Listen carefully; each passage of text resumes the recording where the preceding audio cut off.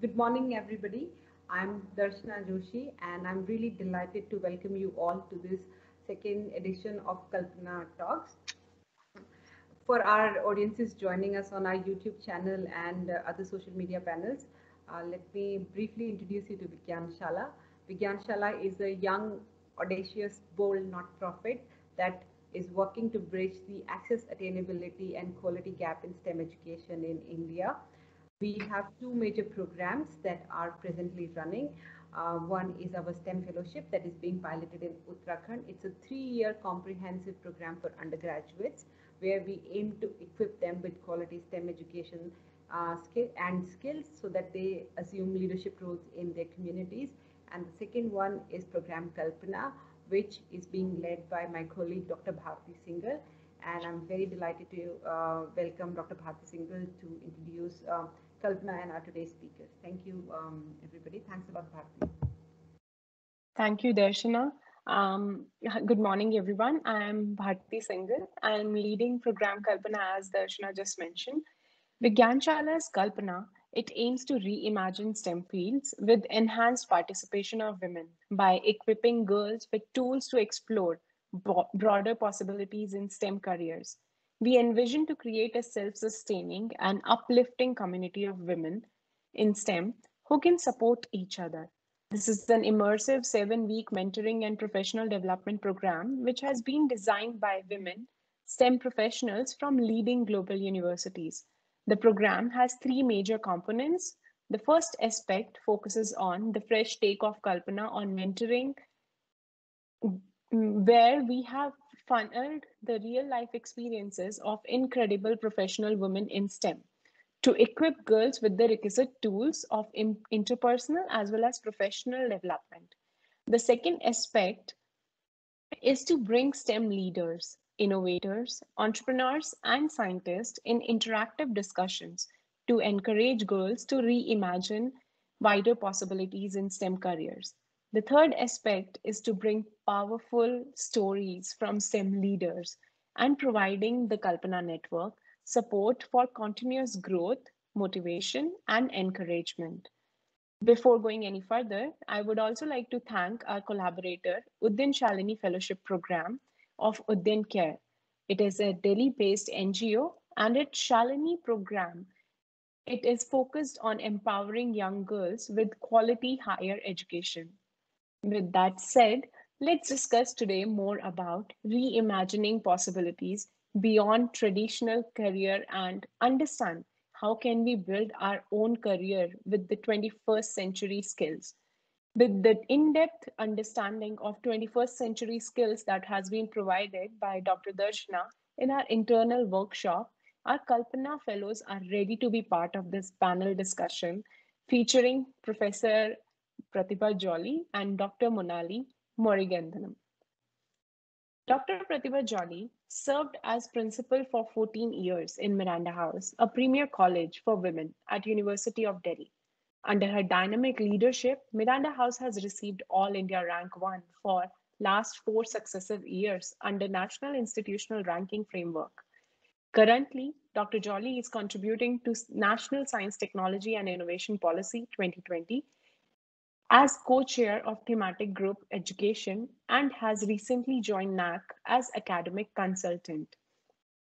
She has worked closely with International Union for Pure and Applied Physics as a member and later a chairperson for 6 years. She continued further for 3 years as a vice president. Among several other accolades, she received Indian Association of Physics Teachers Delhi Chapter Lifetime Achievement Award in 2016, the Lifetime Achievement Award by the Women's International Network in 2012 as well, and Indian Television Academy Great Women Achievers Award in 2011. Recently, she was conferred the Women Entrepreneur Mentor Award 2019 by Delhi Management Association and MDGs and MSME Women of the Year Award 2019 on the International Women's Day. I'm really delighted and feel privileged to have you, Dr. Jolly, today to share your thoughts with the Kalpana Fellows. I think our girls will be able to reflect further on their career, plan now, and come up with interesting career choices. Over to you, Dr. Jolly. Thank you. And career is just a part of that world. So when you build a career, you really need to decide what is the world in which you want to live. So essentially, we today, all the time we are saying it's a brave new world. It's always been a brave new world. And it is defined certainly by the changing aspirations of our governments, the people, and women. As women, how do we, what aspirations do we bring into our lives and into society? And within that, the social landscape has been changing really rapidly. Today, exponential change in disruptive technologies has taken everything over, and that has led to change in the workplace. We have to find our own jobs often, and it's an entrepreneurial ecosystem more than anything. And so you've got to prepare for skills for the future of work, because hardly anyone is going to stay in the same job for a lifetime. And if you do, probably you'll have to keep upskilling and reskilling yourself, which is almost like redefining your world, your work, and everything. So within that, you have to be able to understand that the educational landscape also has to have very rapid changes. And probably if I have to summarize, then it is about active learning, taking charge of your own learning, and community engagement, making it contextualized and situated in the context of the real world. And that said, let me simply say it's the women's century. It is for us to bridge the generation gap rather than lament that there exists a generation gap. And therefore, it is for us to break the stereotypes. So it has to be the story of each of us. Each of us has to be brave. Each of us has to be ready to go into the new world. And, changes have been happening over the last, let's say, 2 decades, 20 odd years, the way we interact with each other, the way we learn, the way we share, the skills and the instruments that we bring to our workplace and even our daily lives have changed completely. So we are really yearning to be a knowledge-based society, even in the remotest areas of our own country. And that is impacting us. And in these changing times and changing goals, so much has changed. We have moved to be completely digitalized. We talk of green energies. We talk of Make in India. We had so deeply connected that today, the diffusion of smartphones in rural India has overtaken that in the urban field. And you're now talking of 5G connectivity and moving above all that, and electrical cars and the kind of research that Monali spoke about. So we are actually looking we have for some time even been talking of a smart future. I won't say smart cities, but certainly a smart future. And that means that every country has to invest in human and social capital.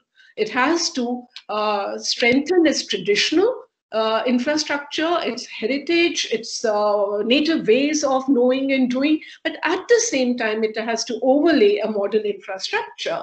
And that's the only thing that's going to lead to sustainable economic development and give high quality of life. And in all that, obviously, natural resources are very, very important. And no government can today do anything on its own. It has to be participatory action and community engagement. Therefore, each one of us, at whatever age we are responsible for our future and the lives of our people. So that's the world that we're talking about. But that said, as we speak of, we dream of smart cities, we dream of going to Mars and inhabiting it, and so on and so forth. There are many global grand challenges that need to be overcome. We do know that anytime there is, floods and droughts, and then you have tsunamis, and you have, we are not disaster resilient as a country. Energy, environment, food for all, better governance systems, healthcare, and education for all, prosperity, shelter space, these are the challenges that we are facing.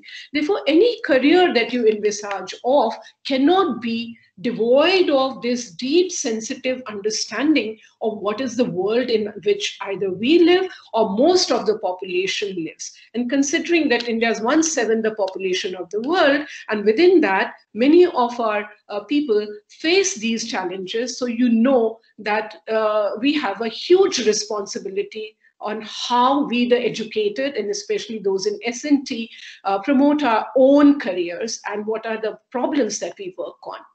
For a long time, we've been talking of living on the climate change curve, which is an exponential. And therefore, we've also been talking immensely about reaching those SDGs by 2030. You know, I have these in a very big way on a wall in my college, and those would run up and say, ma'am, I'm going to devote my life to working for, let us say, you know, goal number 1, maybe. Elimination of poverty, and these could be science students. So how would you marry your expertise with, a mission that you set for yourself in life, or maybe a mission that may be thrust on you because you are living in that kind of a world. So, and today, you know, exponential is what we are talking about. We are living on the exponential pandemic curve. So understanding these graphical representations of data has now become so commonplace because it's in our face in the newspaper, and social media and all. And as a science student, whether you come from life sciences or whatever discipline, it is so important to learn data, interpretation, evidence-based understanding of science, and to be able to, work with numbers to model them and to understand what is the model? How do we decide whether the pandemic is going to go away or it is going to remain here with us? And you can see on the grand challenges today, we need to certainly add the migrant workers. And I thought, Happy Dussehra is what I'm going to say to you when I come to this slide. So as we celebrate our festivals, we cannot, be devoid of sensitivity to the world that we are living in today. And so remember, I promised you it's going to be a non-linear story, and I'm going to place the dots. And for each one of you, it is, you have to join them as you decide suits you best and create a picture on that canvas that will help you to create your own world, your own career. And we can see, obviously, that coronavirus has pushed science and technology to the forefronts. It has, even common public today said, when is the vaccine coming? And they're admiring the kind of research that is emerging from our own ecosystem. So everybody is a warrior, but more so those who are working in the labs or in healthcare or on the front lines and all. And it is so important to be adaptive and agile. And I'd like to mention 2 women, Renu Swaroop, Secretary of DBT, and Soumya Swaminathan from WHO. And I urge that you look at their career paths. You look at how they came to be in these frontline leading leadership positions. And Renu Swaroop obviously is a great manager. So how did she marry both science and these kind of skills? And Soumya Swaminathan, as a clinical practitioner, is also now today, she was also heading ICABR when she moved to WHO. So what is the trail that allows you to reach these positions? 2 traits that remain very important are that you're adaptive, you're agile, and you take opportunities when they come to you, and you work hard to responsibly discharge your duties. So as you know, that today everybody is working together. And especially if you look at how women have been delivering under very difficult circumstances, critical innovations. For example, Minal Bhosle from My Labs Discovery Solutions, Pune, she was able to create the first Indian kit for evaluation, for testing of corona. And it's incredible innovation because you get results of 100% accuracy at hardly 1,200 rupees in about 2.5 hours. And she worked with a team of 9 in her team of 10. And next day, after delivering this kit, she delivered her baby. So this was the time to work and develop a test for the country, is what she had to say. And it's important. So let me simply say that if you think that you're going to follow a linear path, as most of us are forced or tend to do because of societal reasons, which is that we complete our grade 12th, and then, if you've been an accelerated student, you choose science, whether you like it or not, and then you move or you go for medicine or engineering, and you linearly, without any break to think of what you really like, where your passion is, move on to finishing your studies, establishing a career, establishing a family, and then, just staying in those circumstances. circumstances and so on. And sometimes, of course, making critical choices that can be very disruptive, because family can be very disruptive at times.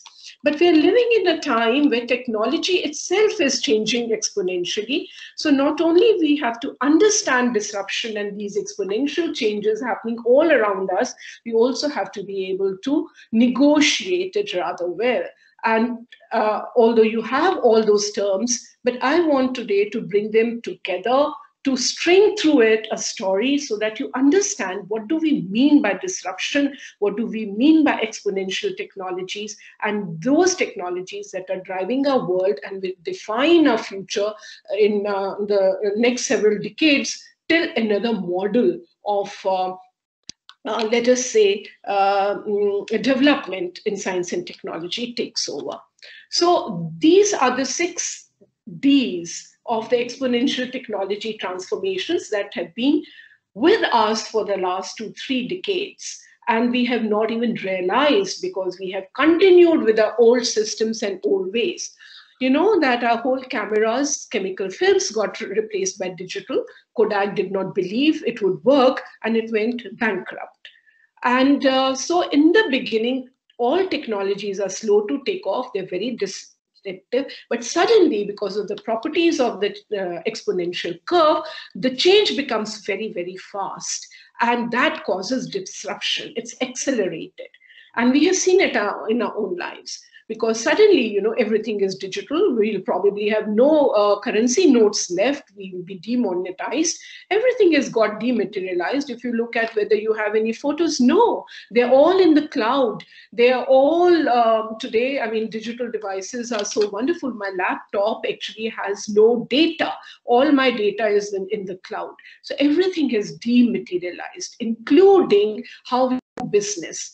And it has become highly democratized, and that's really, really good for women, because from anywhere you can set up your own work and you can access immense amount of data and knowledge at the click of a mouse, and you can witness this is exactly what's happening.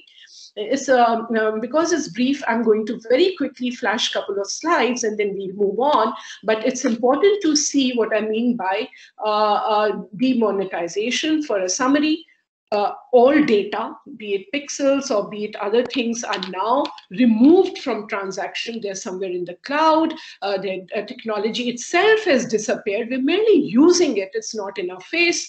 And we do not have to learn or go to a college to learn how to use a smartphone or our laptops or how to do things. Peer learning and social learning is teaching us that. And everything is cheaper and cheaper and cheaper. And that is making a difference. So AI, big data, deep learning, machine learning are going to make a huge difference in our lives. It doesn't matter what course or degree program you came in from. The future is going to belong to these technologies, and know that you're already being impacted by them. Because if you go to a mall and you happen to look at a dress that you like, you'll be very surprised if next day in your email you start getting, more advertisements for that. Or if you just put a word like Europe and next day you start getting all the hotels in Europe. So somewhere you are being mapped. Your preferences are being mapped, and all this is happening. And you can leverage this to build very, very interesting careers. I know of somebody from TCS, a computer science engineer, who quit her job then to set up her own enterprise, and which is leveraging AI in, well, let us say exactly the kind of examples I gave you. You know, you can try a dress without going to a mall and so on. So this is technology in its deepest form. It is machine learning and it is artificial intelligence. So now, in this kind of a disruptive world where technologies are really changing, many, many jobs are going to be at risk. Those jobs that are highly automatable, that is, human being can be replaced, are close to about 14%. And those that can be radically transformed are going to be close to 32%. And this data is really, I mean, it'll change very fast. Don't really look at the figures, but see that there's a new culture. New technologies have opened new markets and new jobs. So even in COVID times, I can sit at home and get every service delivered to my doorstep and so on. You just look at e-commerce, the way it has kept us alive. Look at the people who are coming and delivering that, and people who may be managing that and or managing Ola, Uber, and Oyo rooms. It's all technology. I mean, that is at the highest level, the disruptive technology. And those who are coming to us are freelance workers. They may be highly qualified. This is the gig economy that is now taken over. And what is deeply changing is how we work. How to work has changed more than the work itself. And pandemic has shown this to us in a very big way. I mean, just look at us. I'm talking to you and you're all over the geographies, and we are connected. So there is also autonomy. Anyone can do what they want to do today, join different groups, join different platforms, and so on. You can schedule at any time. It can be geographically located anywhere. So this immense flexibility is defining anyone, anytime, anywhere democratization. And the virtual workforce is predicted to be about 63%. You can now design both your learning and work experience, but what skills would you need to do that? You have to be self-monitoring, self-regulating, disciplined. You have to always be very resilient, adaptive, and agile. You have to see where an opportunity lies. And in that, you have to reimagine your work-life structure, your lifestyle choices, your work choices, and manage both together. It may become a 365 into 24-hour structure till we learn to value leisure also in a more disciplined way, which I think is not happening at this moment. And that may be because of the strange times that we are in. So how we will work with change. And this is true not just of those of us in science and technology, but just anyone, anywhere, and all disciplines, working or non-working. But those of us in the science stream understand this rather well and move on. So you need to engender skills for this changing workplace. The change 4.0 is upon you. And education, from where you are going to emerge, was always the hardest sector to reform.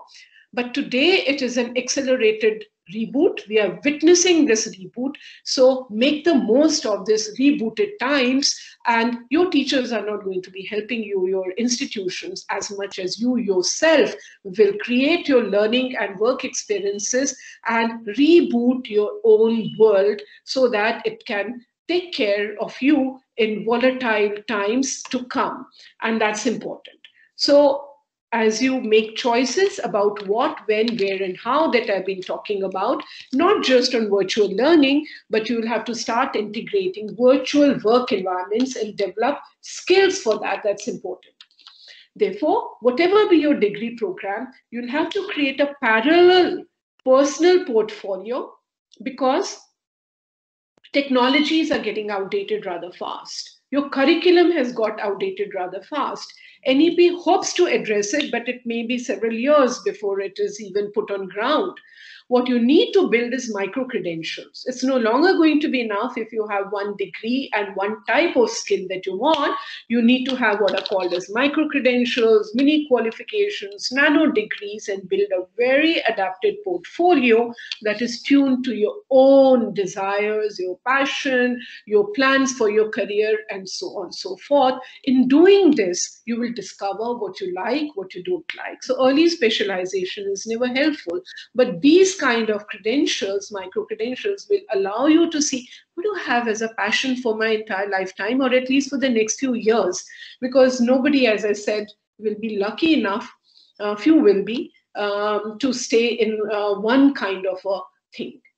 So as I've said, the social relevance is going to be very important, because while we will be doing blue sky research in the frontiers, we will have to address what we are calling as our social responsibility for the billions who have not got today the benefits of technology and science. So we have to put our knowledge to work. So, I mean, even if you're working on, let's just say, liquid crystals and you're developing new devices, how do we make it cheaper and smaller? So, electrical cars were spoken of, and that is going to be the future of transportation. So, understand what is transportation. How can you design, address the grand challenge of so much of traffic on the roads and so on, but further understand what batteries are all about, because we wear so many sensors. So sensors are twinned with the kind of devices we have, and they have to have longer lasting battery and lighter and lighter and lighter. And you may have later devices that are embedded in your body, and they would need different kinds of powering systems. So these are new areas of research that are coming up in a very, very big way. And it is expected of nations and governments expect that institutions will provide such competence that our students and young people like you will be able to address these problems. So let me say that disruptive changes in higher education and work ecosystem with new technologies and their new pedagogies, new ways of learning and new modes of learning. Many of them are online, and whether they be MOOCs or the micro courses and the open courses I'm talking about, there's democratization of data and analytical tools. At the same time, there's a new framework for accountability as you take charge of your own life and you develop new partnership and new business models, which may have no office building. Your home is your office, or you may be sitting in a garden and working, and that is your office. Sometimes you will be pushed to do that, sometimes you'll be pulled to do it, but there's no escaping from it. So this is where the world is, and India is assisting the startup ecosystem in a very, very big way. So whether you go into R&D in organized institutional labs or corporate labs or industrial labs, or you set up your own, the world is ready for it. And this is most important. And if you look at it at the moment, only 9% of the startup founders happen to be women, but 72% are less than 35 years. So all of you who are going out need to be open to the idea that you can put your education to entrepreneurial use and you can come up with it. So I'm going to, please bear with me. I'm going to run through some slides rather quickly, in the sense that you'll see me clicking but not stopping at them. Okay, so let me say, as I spoke of cloud computing, so it's not going to be difficult for you to have startups, because you don't need huge teams of software engineers and all. Most of these things are going to be available as a service, and you can get a group of people together, and you can, without a big office, without brick and mortar buildings, without huge teams, but on the power of an idea and power of a search, set up a big organization. Just look at how Darshana has set up her own, let us say, a voluntary enterprise. She has people coming in from all over the world to help her as mentors, and just either an email or a phone call away, and a huge organizational setup is being set up. It's diffused in geography and it is diffused in physical space. It is the power of the idea. And that is what our education fails to give us. So it's important. And our country is nurturing the startup story. So please learn about design thinking, which will help you to unleash innovation. And you need to understand and explore different ways of working and put them, materialize them. So it's important that you should be able to ideate, create prototypes, test them, and implement them. And all this should happen through project work when you are still a student. So your internships, cognitive apprenticeships, and placements are going to be very important. Maybe taking a year off in between your study if you're not very well comfortable about what you want to pursue will help you if you use that time for internship or apprenticeship, or just self-learning in building your micro-credentials and skilling in an appropriate way. So let me say, today the world belongs to moonshot thinking. And this is a term that naturally comes to mind when you look at Elon, Tesla and the kind of work they have done. So you have to be able to find radical solutions to huge problems, working in teams perhaps, and nothing is beyond your capability. Anything is possible.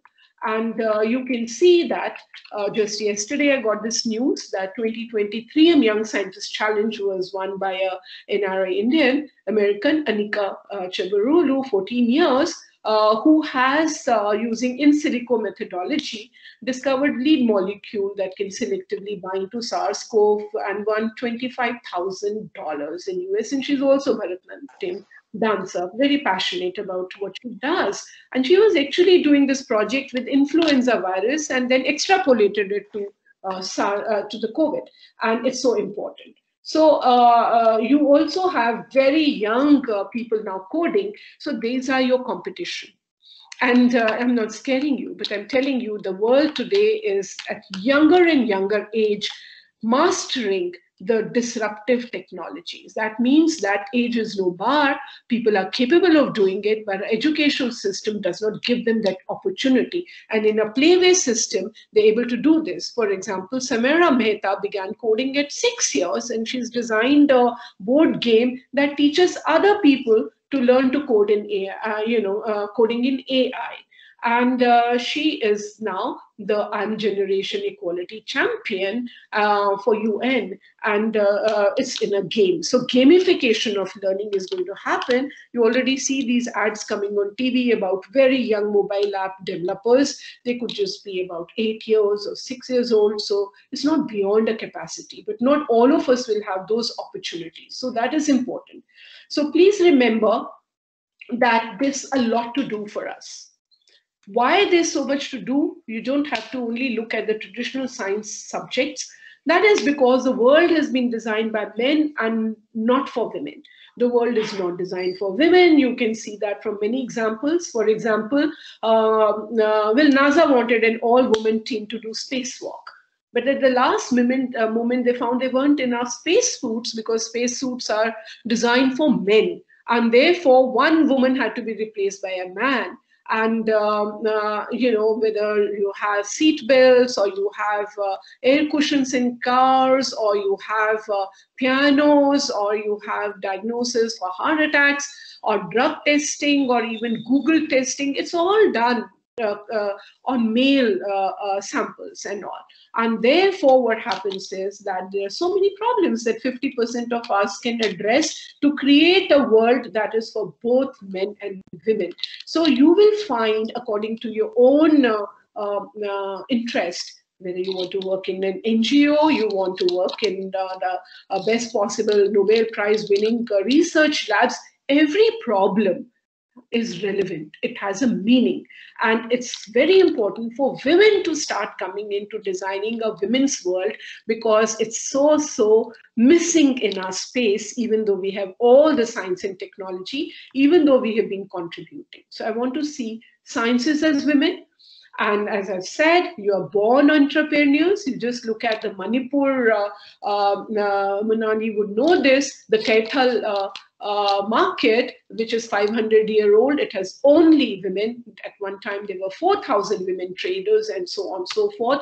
Or you look back at legendary women entrepreneurs who through kitchen experiments came up, whether it was looking at, blue indigo, the dye, or it was maybe environmental activism of body shop products or cosmetic industries, or whether it was introducing Barbie dolls, and today you have Barbie dolls who are also, let us say, one leg missing and yet being winners of Paralympics and so on.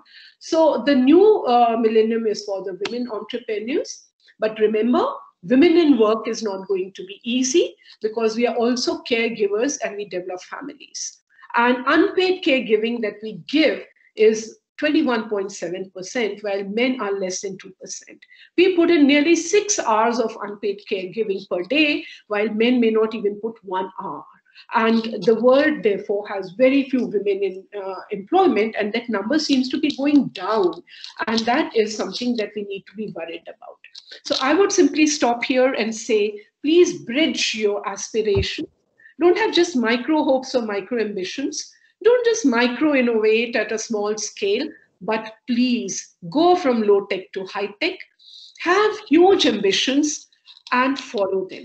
This could be in a Nobel laureate's lab. You could be researching. You could be addressing the sustainable development goals. You could be working like Darshana does, or you could be really looking at disaster resilience. You could be maybe designing a spacesuit for women or cars that will work for women. You could really be looking at how traffic works and designing low-cost, longer-lasting batteries or more sensor-based apps for mobiles, coding early. But you have to have many skills, and that is important. So please bridge your aspirations, and I will take questions as you go on. But remember, whether you are an educator, a scientist, a tinkerer, an innovator, or an entrepreneur, the traits are the same. Attitudes and skills are the same, and it depends on you whether you look at yourself as a young woman in this Gestalt, or you look at yourself as someone rather old. And I always feel I have so much to learn. And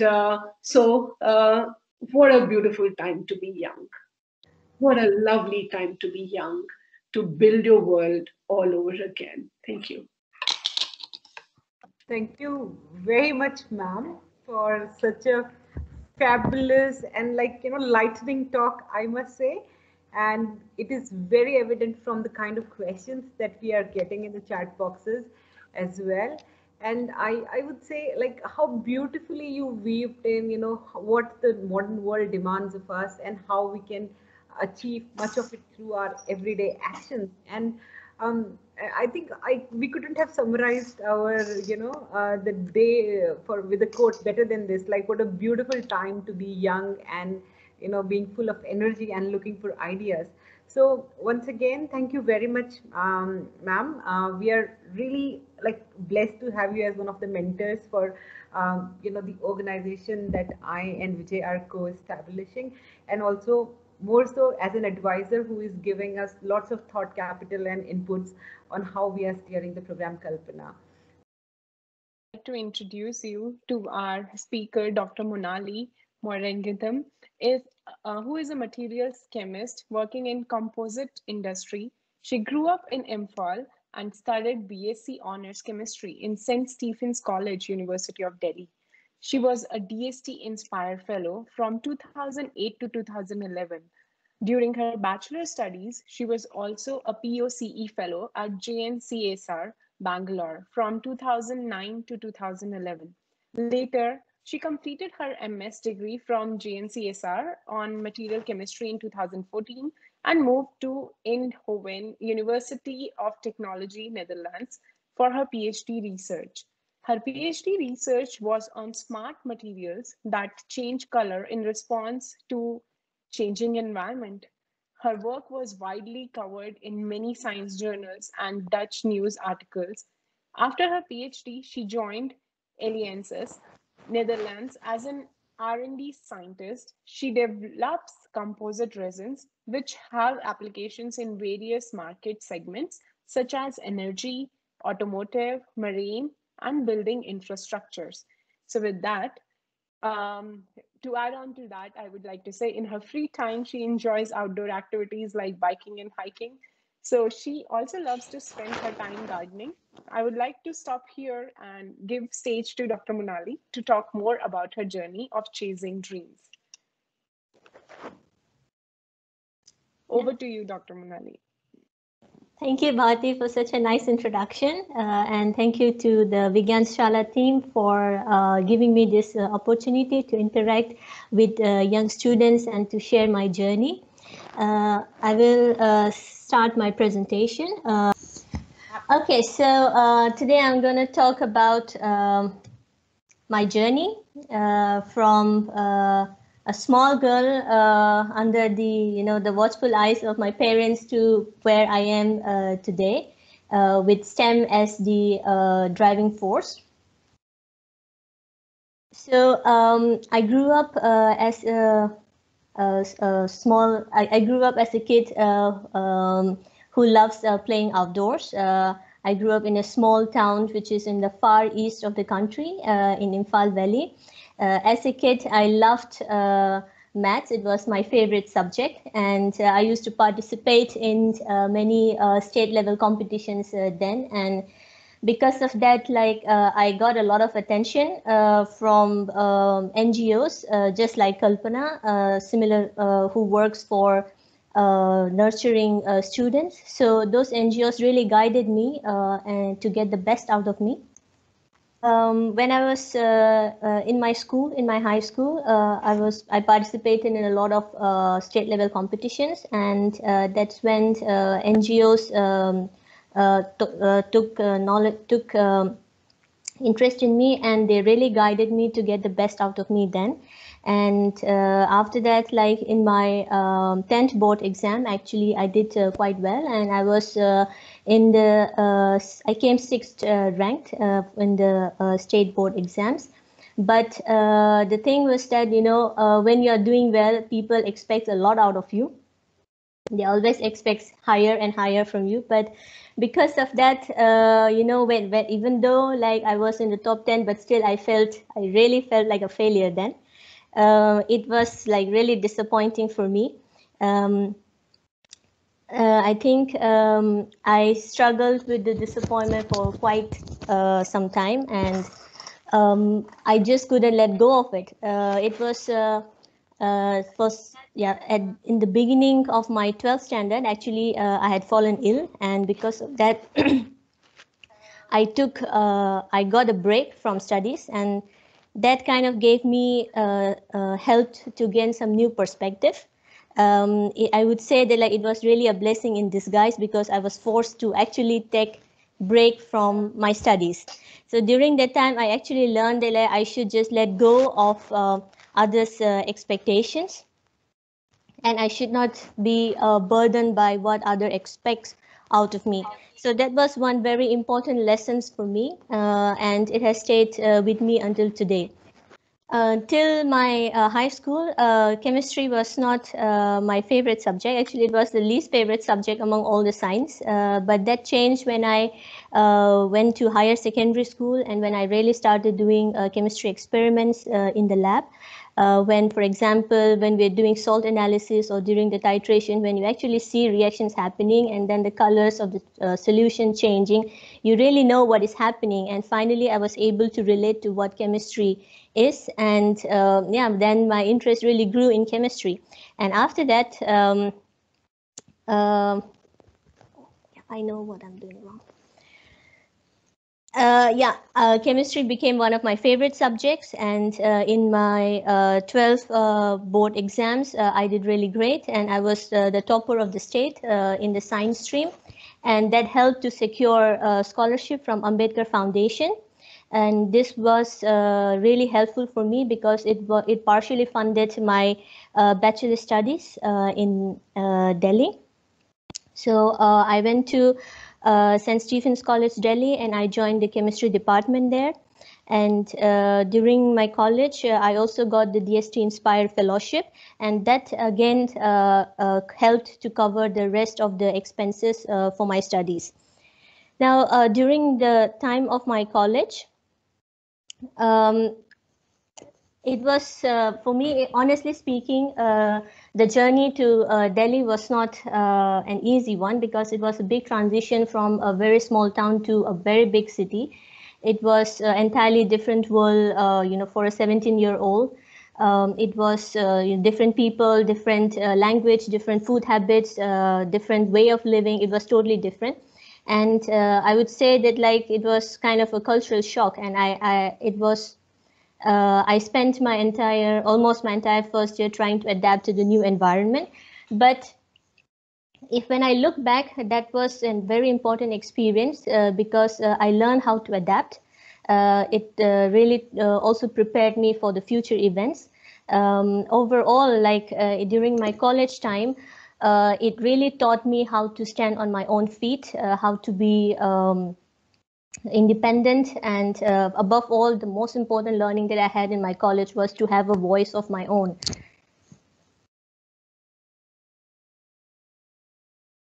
After during college, I also when I was in college, my the career that I had in my mind was to join civil services. But yeah, destiny had something else in mind for me. So I ended up applying for a project-oriented chemical education program in JNCSR, and I also got selected for it. So this project-oriented chemical education program is a program initiative of Professor C.N.R. Rao. And through this program, students are given exposure to research for 3 consecutive summers. And through this program, I learned how research is actually done in the laboratories, and I developed interest in material chemistry. So after that, when I finished my bachelor's, I decided to pursue integrated master's PhD in JNCSR. Although now, when I look back, I think it was a very big commitment that I made because it takes 7 years to complete integrated master's PhD. And I feel like I should have gone slow, step by step, like first master's and then PhD later, because the master thesis that I did was on investigation of metal organic framework nanosheets and investigating chromium oxides, which are doped with nitrogen and fluorine. So basically replacing the oxygen in chromium oxide with nitrogen and fluorine, and then investigating how the property changes. As the title suggests, it was a very fundamental research, and that's when I realized that, like, I don't know why I was doing that research. I do not know why I'm investigating what I was investigating. I do not know what the purpose of my research was. And basically, I couldn't see the bigger picture. And that's when I lost really interest in research. I think I just didn't have the motivation anymore to do those kind of research. So, but on the other hand, as a part of one of my coursework, I had the opportunity to give a seminar on self-healing polymers. So these are polymers that can heal by itself. So it's something that you can immediately see what is happening, and you can relate this technology to some kind of application. For example, self-repairing fabrics or self-repairing paints or those kind of stuff. So you can directly relate to it. So this were the kind of research that I was looking for and I'm interested in. And yeah, for that reason, I decided to leave after completing my master's and pursue my PhD at Eindhoven University of Technology. So retrospectively, if I see, it was the phase of my master's was a phase of introspection about realizing what kind of research I like and what I do not like, and what do I want to do with my career moving forward. So after that, yes, I came to Eindhoven University of Technology in Netherlands as a PhD researcher. I joined a group of stimuli responsive functional materials and devices group. So this group works on liquid crystals. So liquid crystals are a class of materials which has the properties of both solids and liquids. And the liquid crystals, I can tell you that these are the materials which are present in the liquid crystal displays, LCD screens that you have all around you, in the television or in the computer. So these liquid crystals, they can exist in many different phases, and one of the phase is cholesteric liquid crystalline materials. So cholesteric liquid crystalline materials have a color of its own, and it is a kind of photonic material. So photonic material are those material which are present in, for example, in the peacock feathers, in the morpho butterflies, or in chameleons. Like here, you can see in this video that, because of the photonic crystals, chameleons are able to change its color when it wants. So I work on this kind of materials, and I developed many different technology based on these materials that can change color.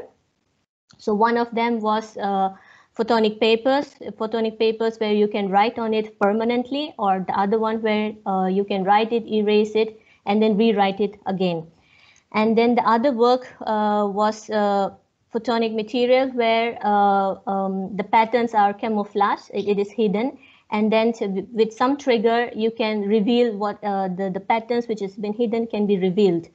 Then I also worked on technology which can be used for medical diagnosis.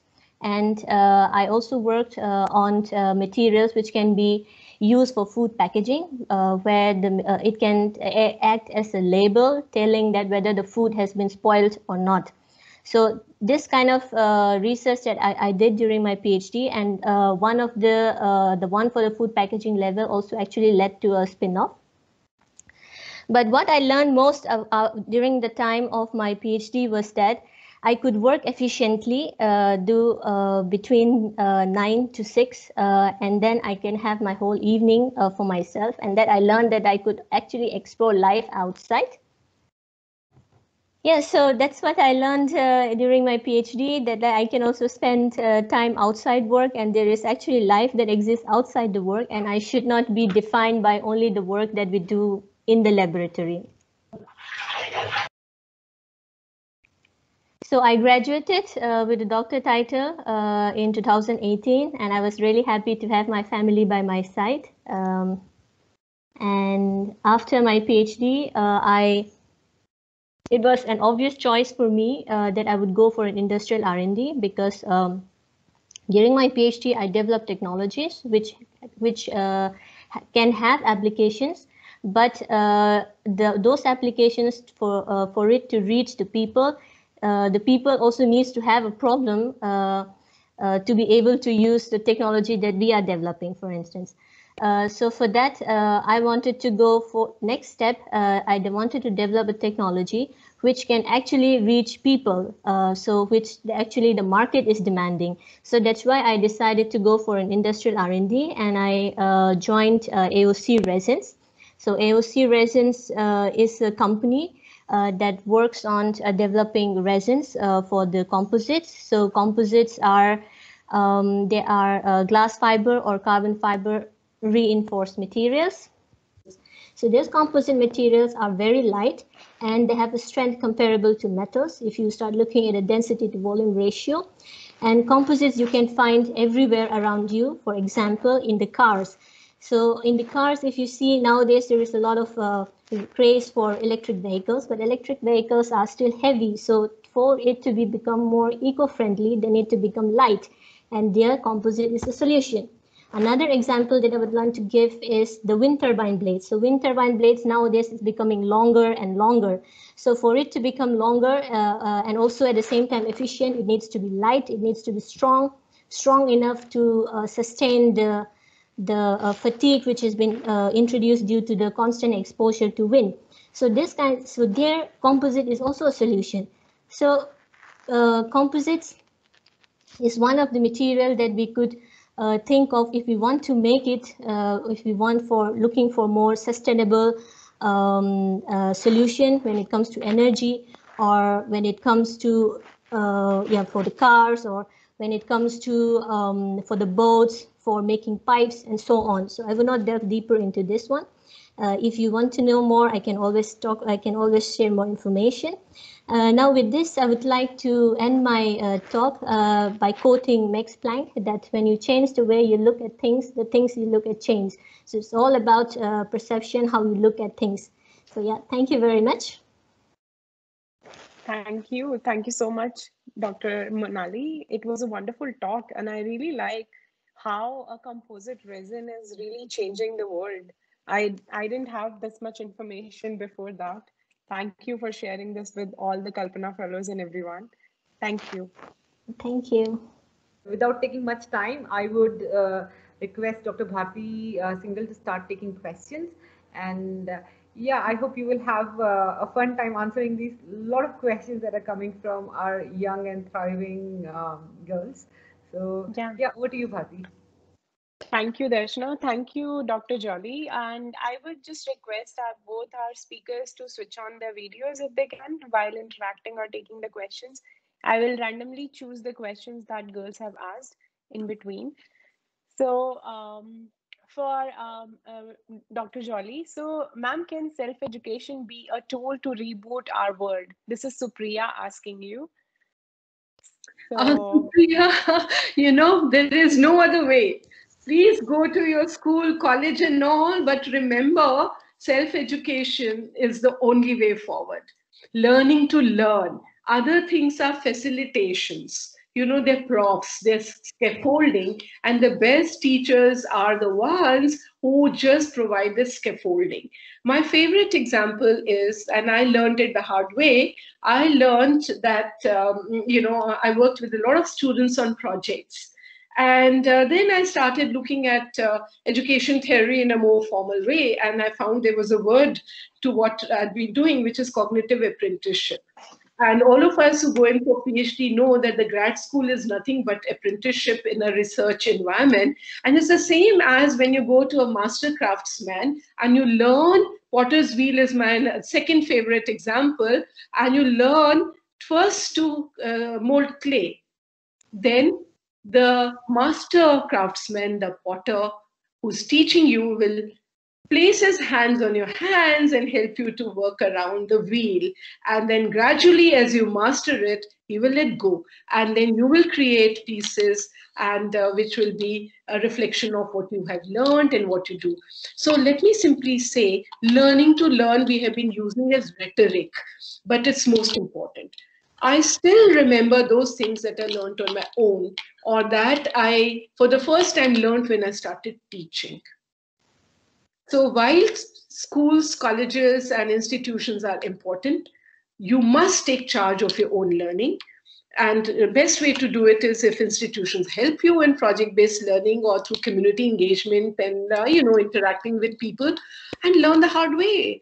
And a good teacher will help to model the process of learning.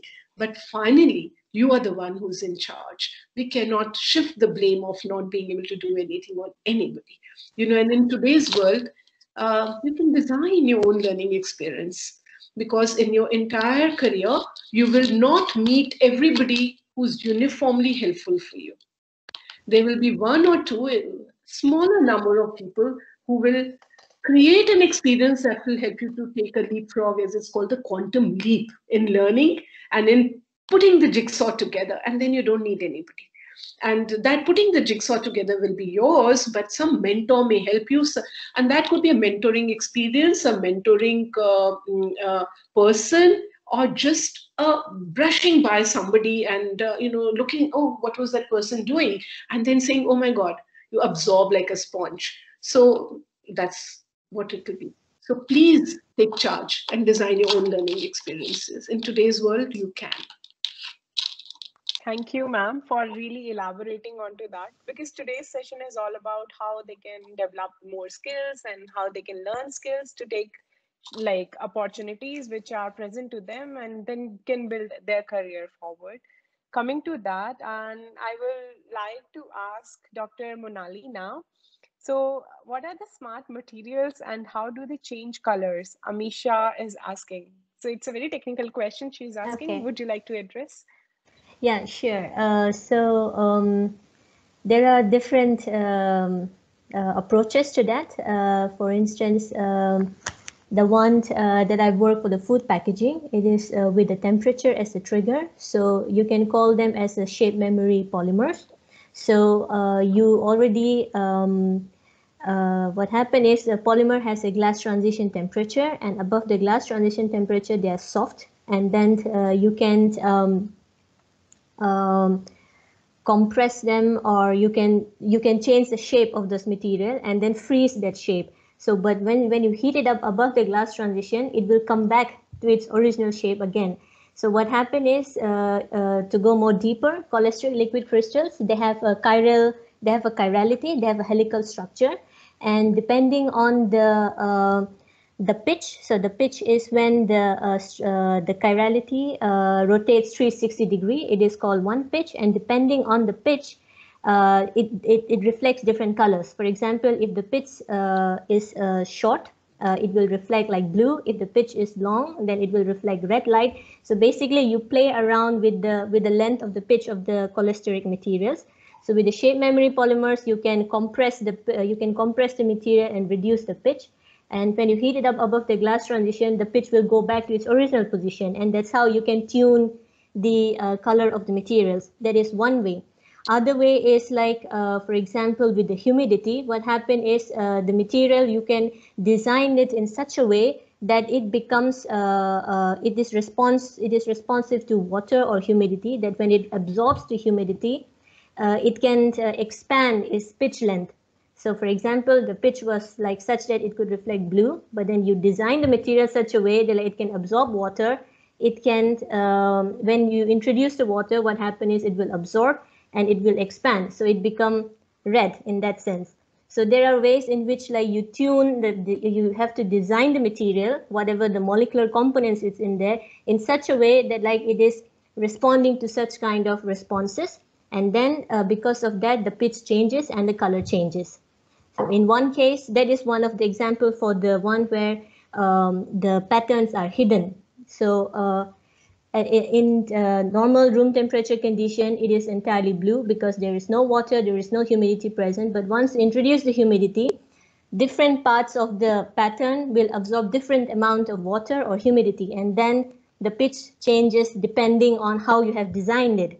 So it's all about designing how you have designed the materials to respond to certain trigger, whether it's temperature, pH, or to presence of chemical ions, for example, or humidity.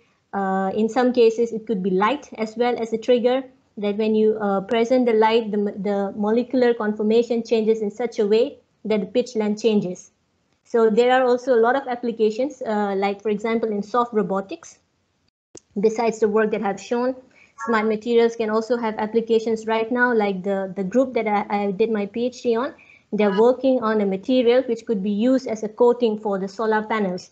So it's such a way that like it will move by itself, that the sand which is deposited on the solar panels, because you have to clean the solar panels all the time. They are usually placed in an area which is remote, where sand can deposit over time, and you need to clean them. But if you can design a material such that it will clean by itself, that's something that you can also do. So this kind of materials are also triggered by light. So with the light, it can change its conformation, and then it can move by itself, and then it cleans itself.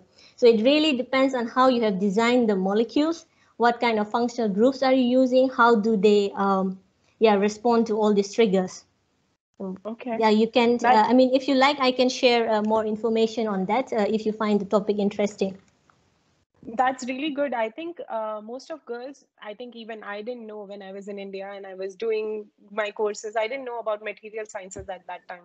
And there are actually courses in material sciences that girls or anybody can go for, students can go for. So it is actually interesting. Probably they will explore further in that and may come up for questions for you. And I remember sure. a meme where in India, people have covered the solar panel to protect it from the dust. So I was like, okay, the purpose is not solved now. No solar energy over there. So I just saw it and I was like laughing, okay, solar panel. And then coming to the next question. So as Monali, when you were presenting, you also mentioned that your idea came and spun up to a startup, I think. So I would like to ask this question to Dr. Pratibha Jolly, as she also touched about startups and entrepreneurship. So there is a student asking, ma'am, where can one get ideas for startups? Does reading book help? And what types of books should we read? This is Dimple, our Kalpana fellow. She's asking to you. So Dimple, books are good, but experiences are better. And you can begin on a startup rather early. So let me give an example of my own niece's children who started designing T-shirts early enough. So they were maybe 5 years old or 8 years old. They already had their own startup, obviously aided by their mother for selling them on internet, but the creation was theirs.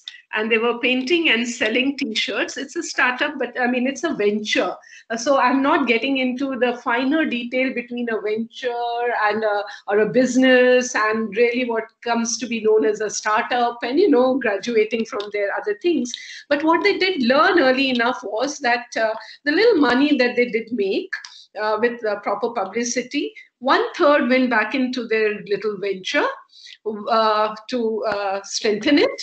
1/3 came to them, as pocket money, but 1/3 went for philanthropy.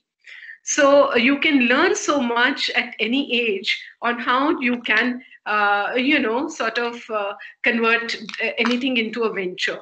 Through Enactus, many of our students in free enterprise, many people are doing that. Now, just to say that by reading a book, you will get an idea for a startup, it's not going to happen.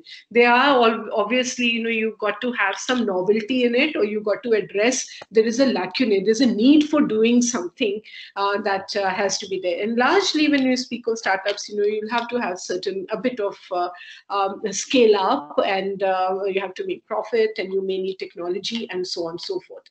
So hand holding you as you get what idea I can have, and so on. Today, many organizations, and whether you look at IITs, they have programs for women entrepreneur, or you look at BIREC, which is the biotechnologies, it is helping people have startups and all. So keep a lookout on these websites, and there's a call for developing a certain type of, maybe it could even be waste to wealth, or to handling energy, or any of these things. It could even be alternative practices and so on. So they're calls, and you may get a scholarship, or if you have an idea, then you may be able to, somebody handhold you in incubation centers and all, to convert it into this. But you need to have a certain skill set for it. Because entrepreneurship certainly needs that you should have a capacity to take risk. You should understand the financial aspect, things we don't teach. So digital literacy is most important.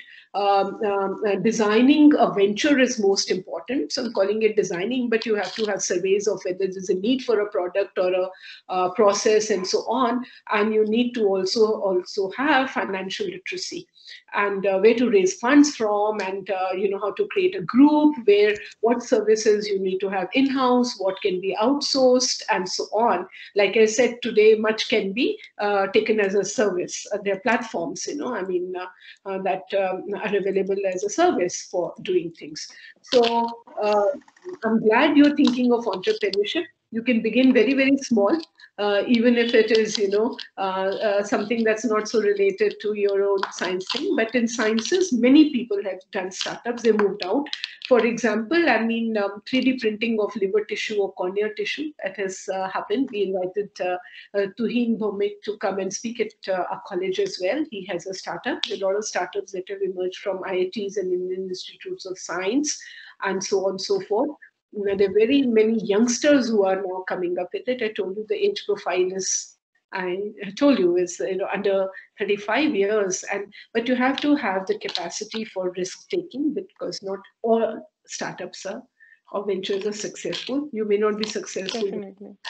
But look at today India's policy. It is helping in a very major way, and women have special funding available, and the incubation centers and accelerators that will help you. Complete technology parks. Yeah.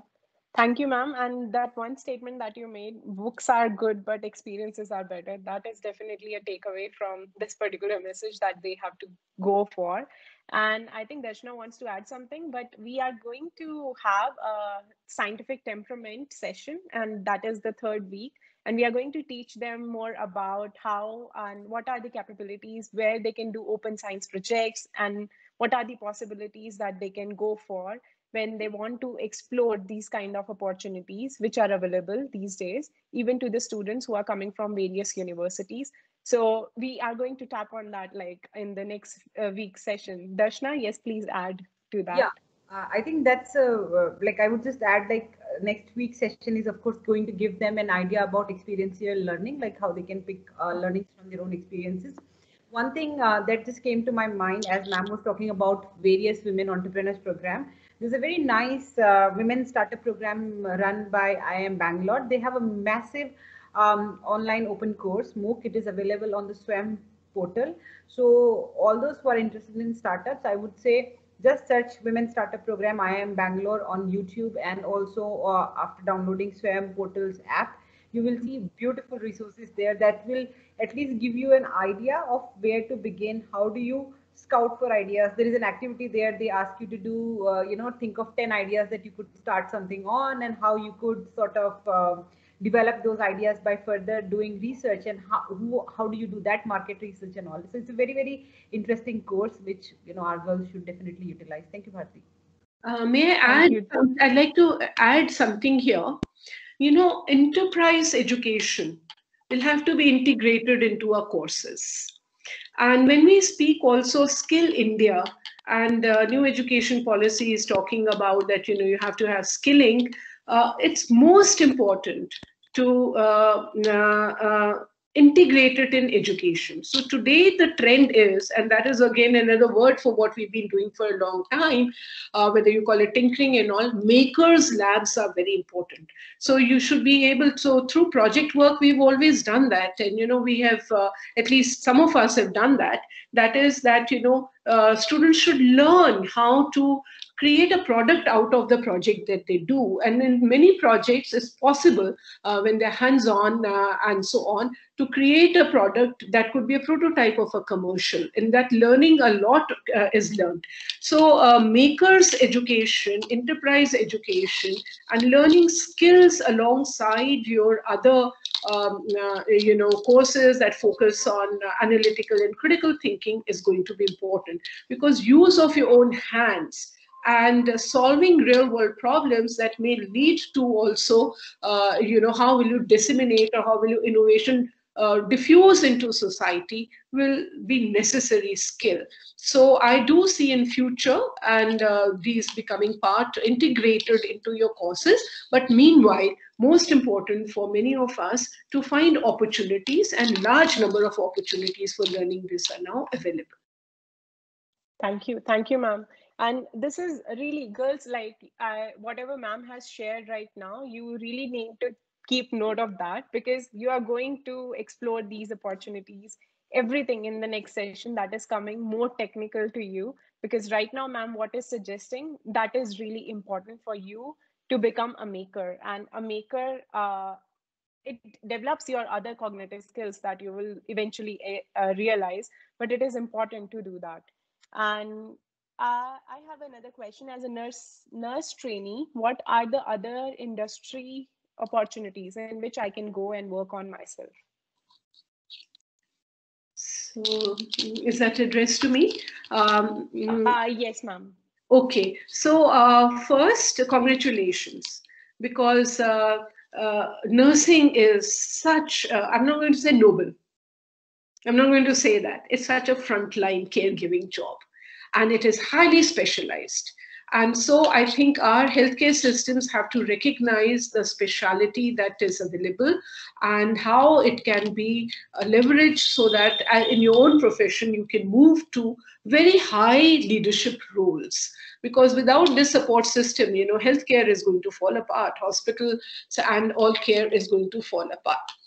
But obviously, you have a choice of, enough. You can, I don't know, I mean, lateral movement is not that easily available in our country, but other places, you can add many more qualifications to your own thing, so that you can, today help with clinical,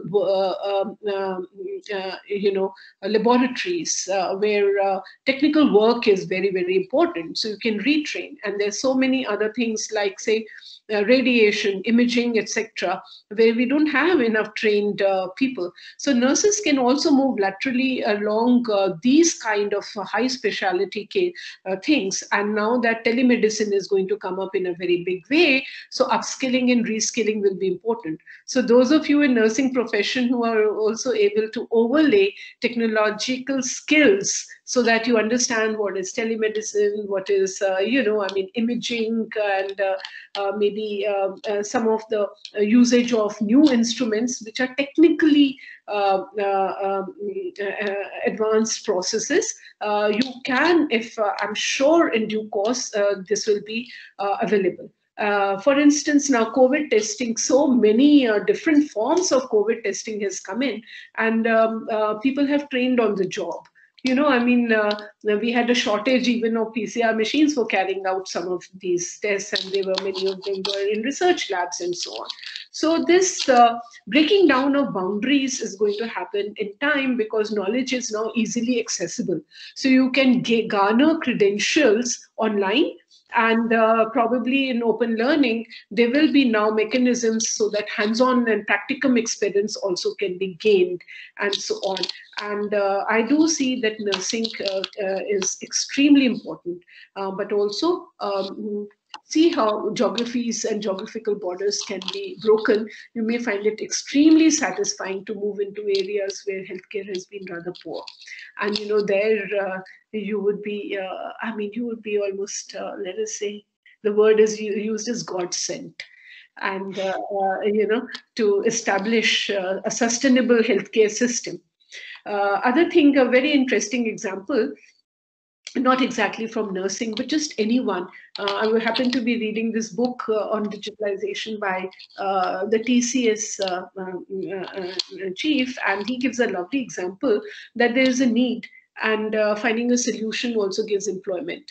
You know, that in the Northeast, one person would park his car on the highway, and a large number of people would come to him with medical problems. And he would, not being in medical stream, try to match their medical need, with where that facility would be available, and bring them down to the metro city and the right hospital, and do all the networking and all the necessary, get the tests done and everything, and map their needs onto facilities and get them treated. Imagine what a great service to people who live in villages far out. He might have walked 40 kilometers just to come to his car parked on a highway, and then him arranging everything to bring them to the right hospital, and seeing through till they recover from their disease. So this is just a bridge between the sophisticated health providers and those facilities and the common people. And somebody uneducated in healthcare or in medicine doing that, but understanding enough from their symptoms or from the preliminary reports they have, preliminary diagnosis by someone in their local area, and creating that. And how well a nurse would be able to do that. It's a management exercise. It's a networking exercise. That's wonderful. Now, I think, Preeti, you know many options that you have as a nurse trainee even later on. So there is a question for Monali. Dr. Monali, Divya is asking, how can we deal with situation what we don't stand at our own expectations? How can we develop let go attitude? So this is a general question coming to you. Yeah. Sure. Well, I myself learned it in a very hard way. Because I also when I was just 16-year-old, 17-year-old, when I learned that, I think as I said in my slide too, that it's all about perception, how you look at it. Do you look at it as that it's a learning process or not? Yeah. Do you learn it? Just a second. Yeah, do you learn it as a take it as a learning process or not? Because it's I think generally it's a difficult question, but it's all about the experience and how you look at it. Do you want to take it in a positive way or a negative way? And when people have expectations from you, generally, like, it tends to burden you, that like you have to live up to that expectations. And but you have to know that like it is your life, and what you are going to do is only going to affect you. It's not the other people. Basically, it's you who is going to benefit out of it. It's not the other person. So focus on yourself, I would say. And that's what also I learned, that like if I keep on trying to live according to others' expectation, I cannot be happy. That's what I would say, I guess. Thank you. Pratibha ma'am, do you want to add anything on that? How can we develop let go? Monali said it rather well, but let me simply add, at the end of the day, we are creatures living in society, you know. And we have expectations of others, others have expectations of us, and we have expectations of our own self. Uh, Time does teach us, but it's very, very important as we go along to remember that there's certain things on which we cannot compromise. But there's certain other things on which we have to be able to see that we do create a nice social bridges and we do things. But nothing in life is that from which we cannot bounce back. So this bouncing back is very, very important. We all feel bad if we're not able to meet our own expectations of those of others at time. And those could be genuine expectations, but not all expectations of others are, or of our own self, are rooted in reality or something that is doable. So expectations also have the whole spectrum of things. But that is where then you have to sit back and you have to look at what is realistic, what is not, and give yourself time, be kind to yourself as young students. It's too much to expect that a 16 or 17-year-old will know what she wants in life, because she's not had exposure or experiences, and she might find her passion later at some point.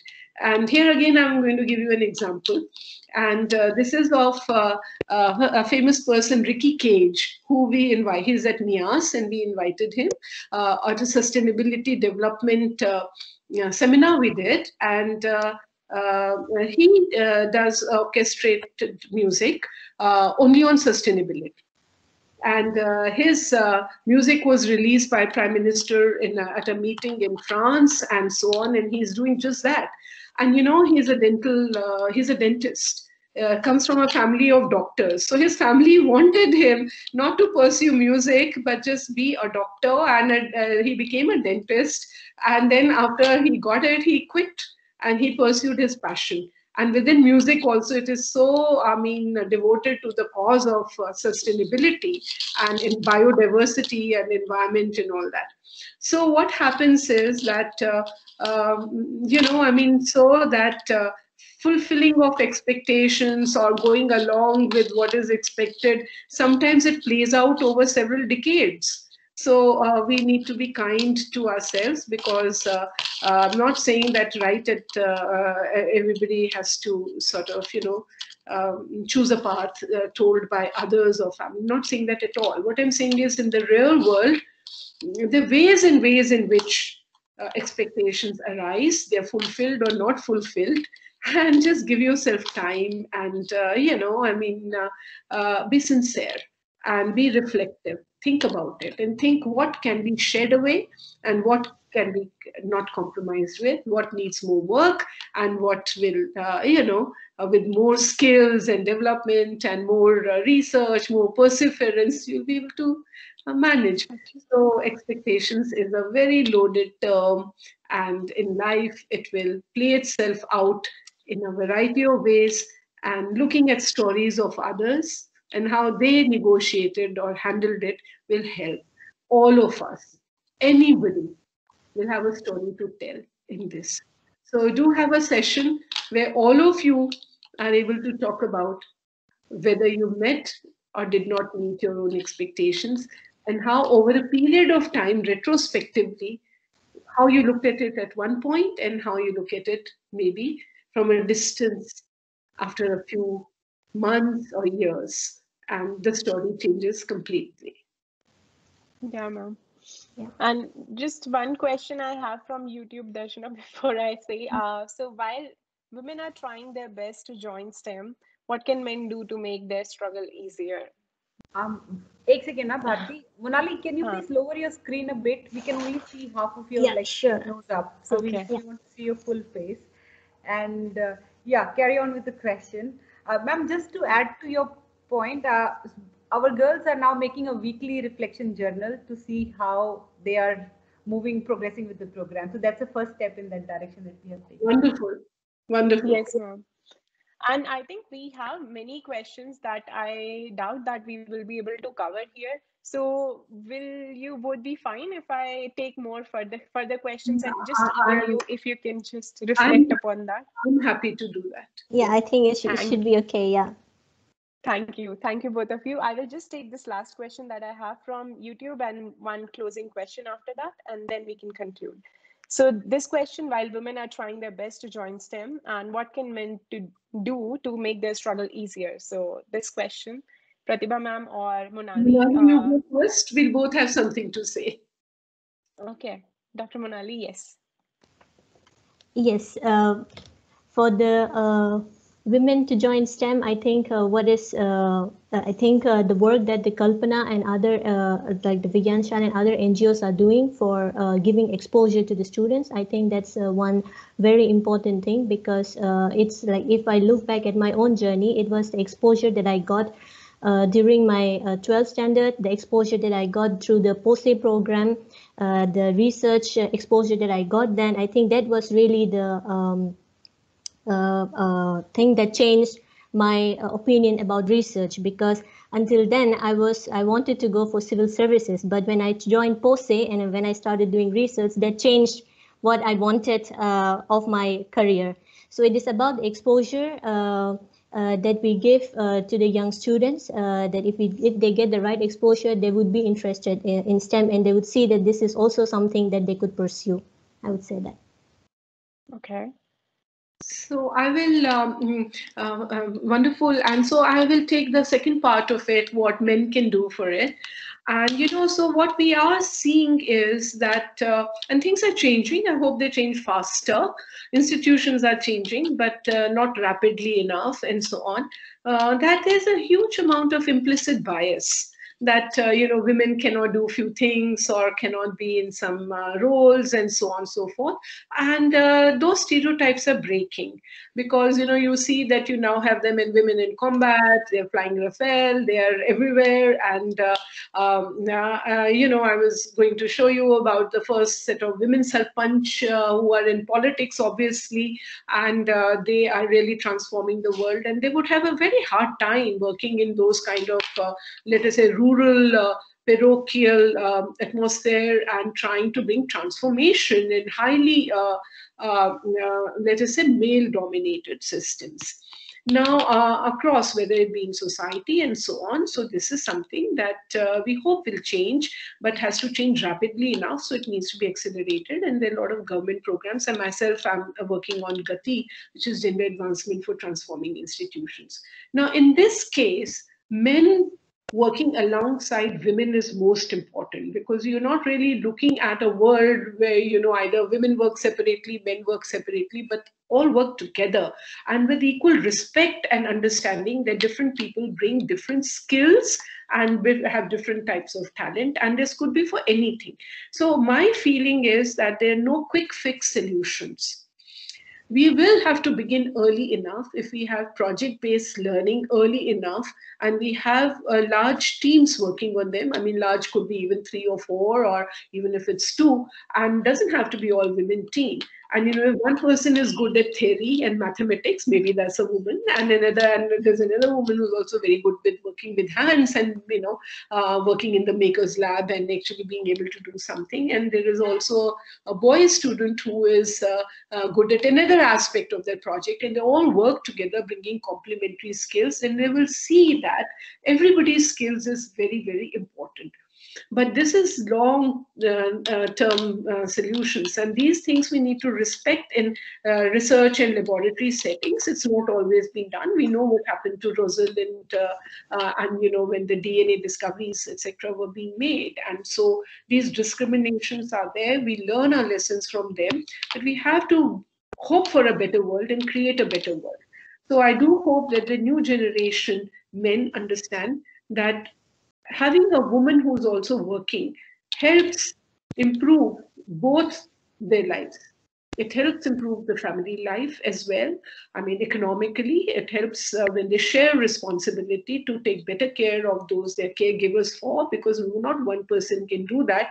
And it also impacts their research, because both bring, as in any team, whether it be all male, all female, or it be, both men and women working together. In any teamwork, you bring more skills.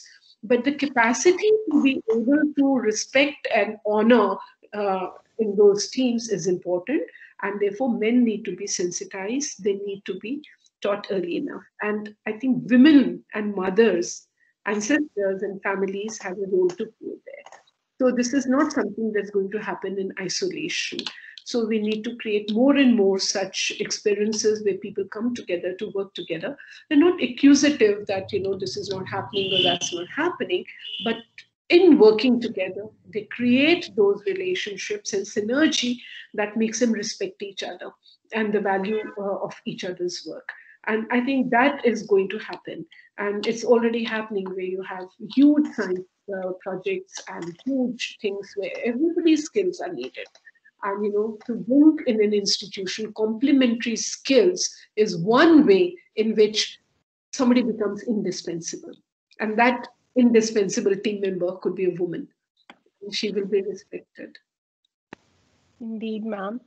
So there is a general question, though Yogshika has asked this question, but I think it is with most of our Kalpana fellows.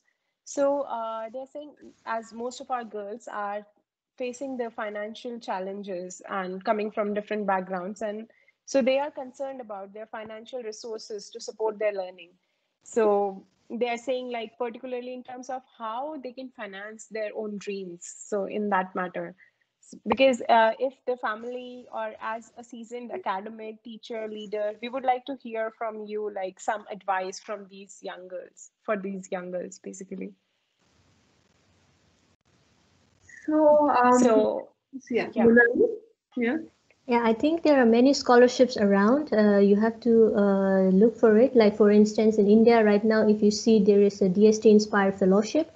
And there are also many other fellowships. And for instance, during my college too, I had got scholarships through the college. During my master's also, I had got scholarships then. So there are many sources of funding that is there. You just have to look for it, I would say.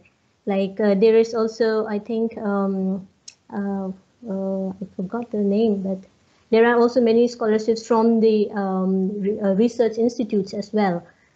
So yeah, and of course there is always the option of study loan.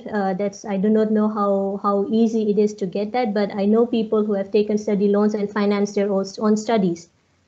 And that's also a very common way of financing yourself when people go for doing masters in US or people doing masters in Netherlands who come after their bachelor's. So they could really get study loans from the bank, which they can repay it over certain years. But that's a possibility, and many people do it. Okay. So I think that's wonderfully said, Monali. I do hope that Darshana, I would be very much interested also in knowing we are able to, on one portal, bring all the scholarship opportunities, because in a country lack, the information is diffused. And for myself, at my college, I found 70-80% students were coming from outside of Delhi, from remote areas. Many were first-generation learners, and they had these huge aspirations, and they met our merit criteria. But we had to bring in bursaries and financial assistance. So let me say, despite all scholarships and efforts of the college, there was never enough. So there was financial stress and so on. And so there have to be ways and ways in which governments and people can address it. I do like the idea of a loan and so on, but also 2-3 other things we need to look at. One is that sometimes if you look at successful people, not all have studied at Ivy League universities or expensive schools, so if you were just to even look at all these women who are leaders in DAE or ISRO or DRDO and so on and so forth, and many of us, all of us may have very humble financial backgrounds when we came up and so on, and may have studied in low-cost institutions. For example, University of Delhi is really low cost, where you pay less than 10,000 for many courses in a year, so which is less than 1,000 rupees in a year and so on. But for many students, even that is a challenge and all. So we have to have more institutions that are able to provide state-funded value for money education and so on. And but I found increasingly, of course, loan you have talked about and so on, increasingly students taking charge of their own finances. So I have met with students who were also raising enough money for their daily needs and so on, or meeting other needs and so on through tuitions or for some work that they were able to do. So I do think that we need to, as a country, have more opportunities for students to earn while they learn. And these programs have not really taken off in a very big way. While outside, it is quite likely that you may belong to a very well-off family, but you may still be expected to do something for maybe £10 or $10 an hour. And you can do that and find those opportunities, but they have to be safe, and they have to, some of these also add to your own skill set. Because as I said, when you teach someone or you are mentor to someone else, you also learn in that process and so on. So I think we need to have more earn while you learn, and we cannot trivialize the matter. Number of scholarships rising, but it's not rising fast enough. And there have to be summer programs which give internship, apprenticeship, but paid while you are doing those things, which is not always happening.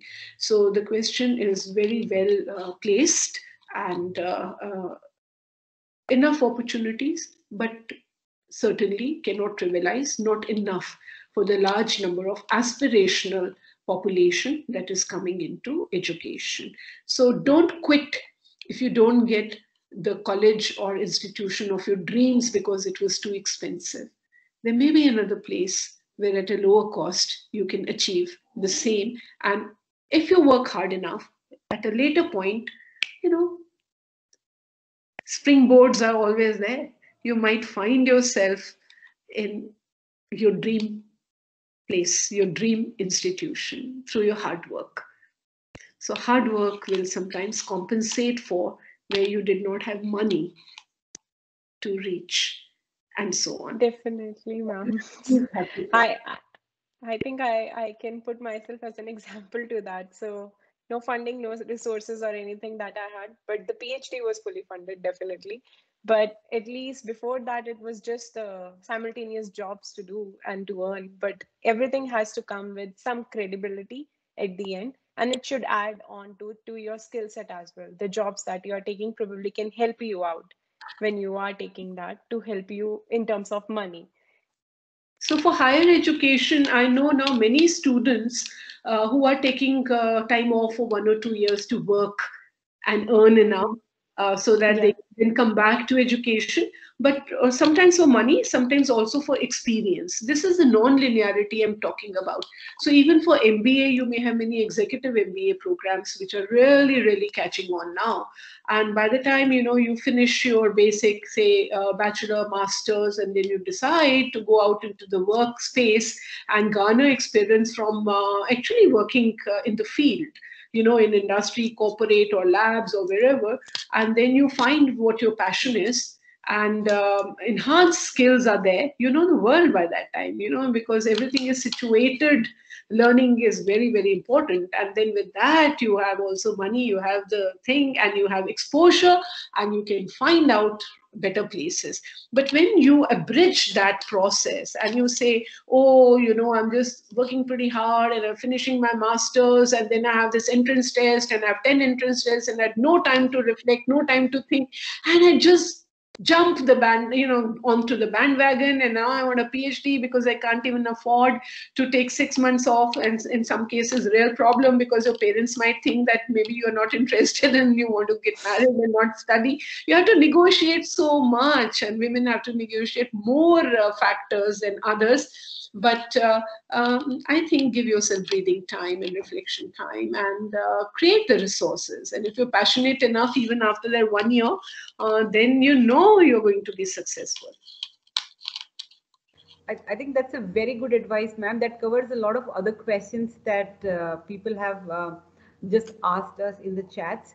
And Bharti's example, the girls have heard it so comprehensively. She was doing freelance writing, she was doing teaching, and while pursuing her full-time master's at Jamia, and alongside that she was doing tuitions as well. So I think if people want to imagine something which is outside their so-called societal bounds, they have to really work as hard as they can, and there is no substitute to hard work. And I think while there can be hard work can be alternate to many other things, but there is hardly anything that substitutes hard work. So that's completely non-negotiable, and I hope our girls are sort of taking this lesson from this session.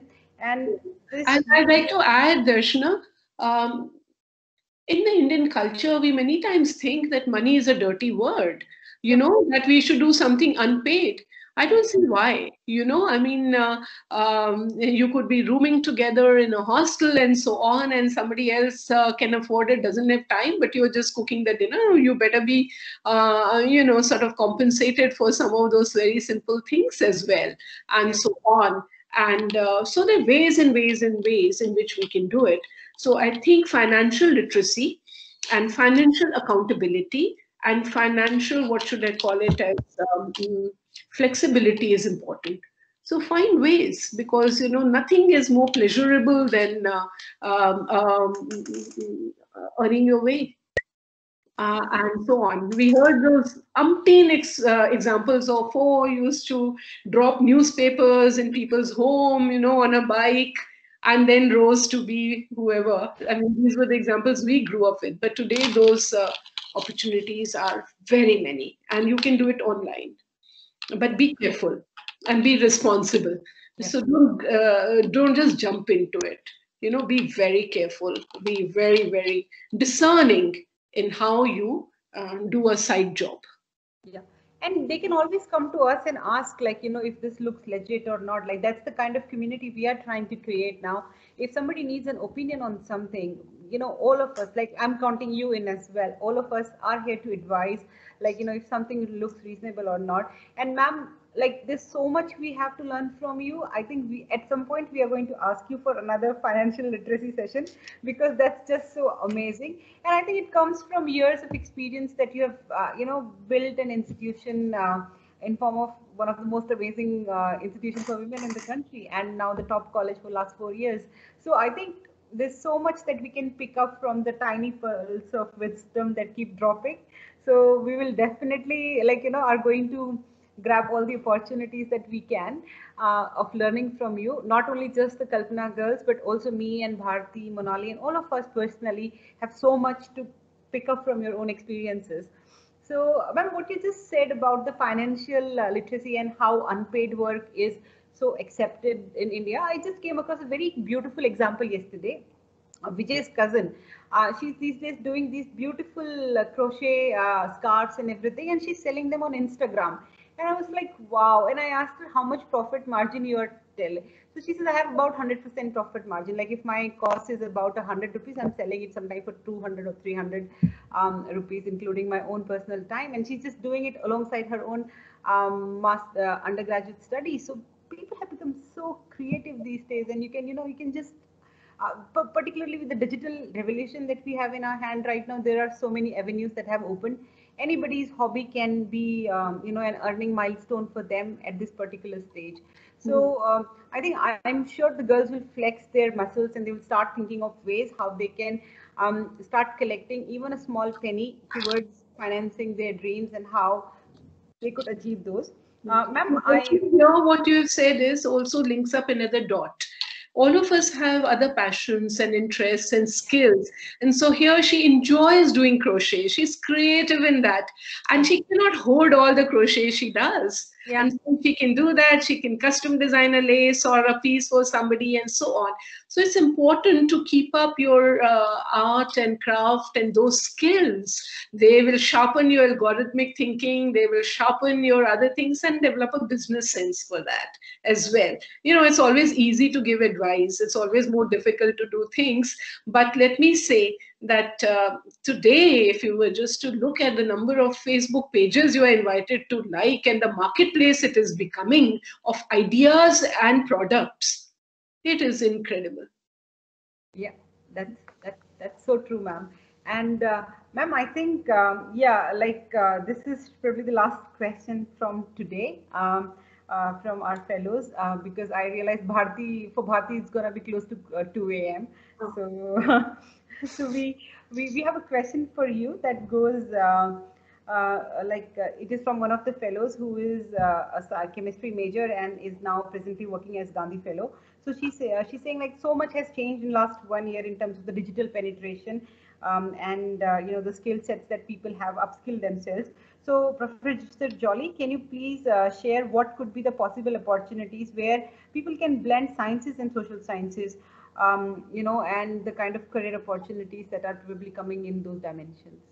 I think that is most critical. And first, I must say that I really like the idea that you are on Gandhi Fellowship. Gandhi Fellowship and the Young India Fellowship and, all these programs, Ashoka Fellowship, these are really wonderful ways in which you are able to reach out to communities. And today, more than anything else, community engagement and learning in that context is important, addressing real world problems. And I do think that as a science graduate, if you are doing this, then you should address those problems that also need the scientific background. You could certainly go for training people for adult literacy and all, but why not digital literacy then? Because somebody else can go and teach the 3 hours and so on. But we do know that today the idea, I think last time I said, or maybe at another forum, that the idea of basic literacy has changed. Because it is certainly digital literacy has to be added in, because look at the way uneducated people are able to use the smart mobile phone. Farmers are using it, women are using it to keep in touch with their family, for migrant families or so on. Later they might need it for even ordering their ration, the way we order things and so on, or for selling their products. So if you are able to, this is one example. This is what came out to me off the cuff. And so you are absolutely best to lead these kind of hand-holding when we go and we, help others to become savvy with technology. So I think the next big not-for-profit movements have to be to have diffusion of the disruptive technologies into the remotest areas, because the mobile phone is so versatile, the smartphone is so versatile that it can overcome the digital divide.